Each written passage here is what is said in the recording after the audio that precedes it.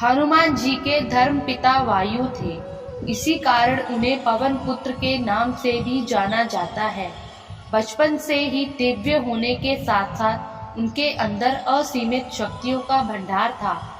बालपन में एक बार सूर्य को पका हुआ फल समझकर वो उसे खाने के लिए उड़कर जाने लगे।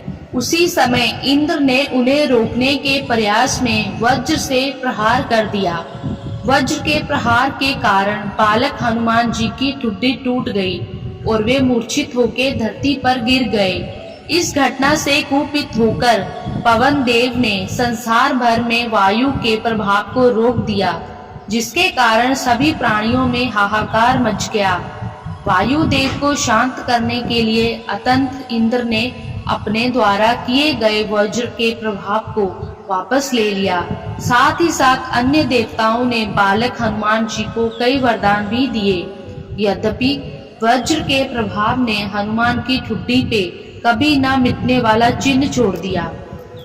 तदुपरांत जब हनुमान को सूर्य के महाज्ञानी होने का पता चला तो उन्होंने अपने शरीर को बड़ा करके सूर्य की कक्षा में रख दिया और सूर्य से विनती की कि वो उन्हें अपना शिष्य स्वीकार करे। मगर सूर्य ने उनका अनुरोध ये कहकर अस्वीकार कर दिया कि वो अपने कर्म स्वरूप सदैव अपने रथ पे भ्रमण करते रहते हैं। अतः हनुमान प्रभाव पूर्ण तरीके से शिक्षा ग्रहण नहीं कर पाएंगे। सूर्य देव की बातों से विचलित हुए बिना हनुमान ने अपने शरीर को और बड़ा करके अपने एक पैर को पूर्वी छोर पे और दूसरे पैर को पश्चिमी छोर पे रखकर पुनः सूर्य देव से विनती की और अतः हनुमान के सतात्य से प्रसन्न होकर सूर्य ने उन्हें अपना शिष्य स्वीकार कर लिया।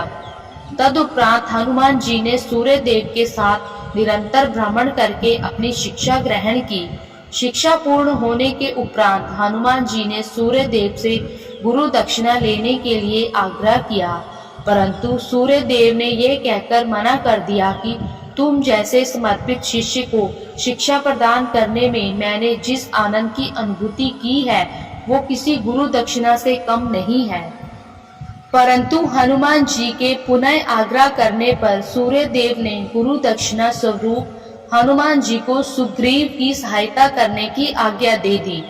हनुमान जी के इच्छा अनुसार सूर्य देव का हनुमान को शिक्षा देना सूर्य देव के अनंत अनादि नित्य अविनाशी और कर्म साक्षी होने का वर्णन करता है। हनुमान जी बालपन से बहुत नटखट थे। वो अपने इस स्वभाव से साधु संतों को सता देते थे। वो उनकी पूजा सामग्री को कई वस्तुओं को छीन झपट लेते थे। उनके इस नटखट स्वभाव से रुष्ट होकर साधुओं ने उन्हें अपनी शक्तियों को भूल जाने का एक लघु शाप दे दिया। इस शाप के प्रभाव से हनुमान अपनी सब शक्तियों को अस्थायी रूप से भूल जाते थे और पुनः किसी अन्य के स्मरण कराने पर ही उन्हें अपनी असीमित शक्तियों का स्मरण होता था। ऐसा माना जाता है कि अगर हनुमान जी शाप रहित होते तो रामायण में राम रावण युद्ध का स्वरूप पृथक भी होता। कदाचित वो स्वयं ही रावण सहित संपूर्ण लंका को समाप्त कर देते। धन्यवाद।